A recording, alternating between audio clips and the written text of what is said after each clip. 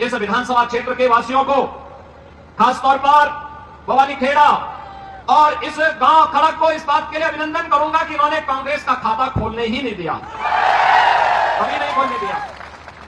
क्योंकि यहां के बहादुर लोग जानते हैं कि लोग जब भी कांग्रेस के लोग आएंगे देश के साथ गद्दारी करेंगे। इन्होंने अपने राजनीतिक स्वार्थ के लिए देश का विभाजन किया, देश के अंदर हिंदू मानविंदों के साथ खिलवाड़ किया, तुष्टीकरण की हदों को पार किया, विकास के नाम पर केवल अपने घर को भरते रहे और भारत की संस्कृति को, भारत की परंपरा को पोषने के सिवाय भारतवासियों को इन्होंने कोई भी ऐसा क्षण उपलब्ध कराने के लिए कभी प्रयास नहीं किया जिस पर हर भारतवासी गौरव के साथ आगे बढ़ सके। बहनों और भाइयों, आपने 10 वर्ष के अंदर हरियाणा के अंदर देखा होगा, डबल इंजन सरकार के कारण आज यहां पे कनेक्टिविटी बेहतर हुई है, अच्छी सड़कें बन रही हैं, चाहे वहां रोड कनेक्टिविटी हो, एयर कनेक्टिविटी हो, IIT, IIM, AIIMS, one district one medical college के निर्माण का कार्य हो, या फिर विकास के साथ साथ हर घर नल की योजना हो, या फिर गरीब कल्याणकारी योजनाओं का कार्य। अगर इन कांग्रेसियों ने ही विकास का कार्य किया होता, गरीबों का कल्याण किया होता, उनके उत्थान के लिए कोई कार्य किया होता,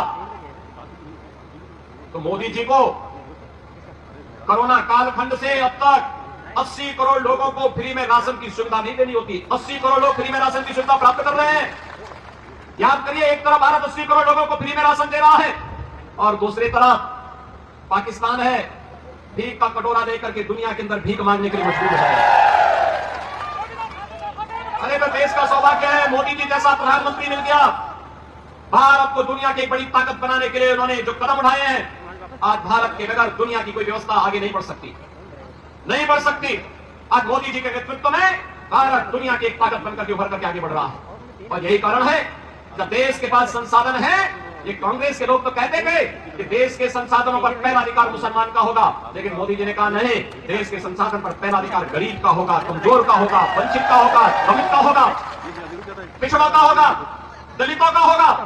समाज के प्रत्येक तबके को विकास की योजना का लाभ दिया जाएगा।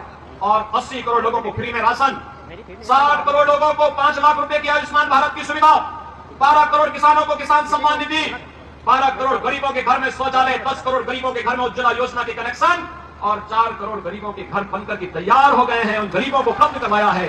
और कहीं भी मोदी जी ने ये नहीं कहा कि ये मैंने किया, उन्होंने तो कहा कि पतियम वस्तु गोविंद तुभ्यमेव समर्पये। जनता जनार्दन, आपने मुझे चुनकर के भेजा है, ये आपको समर्पित है।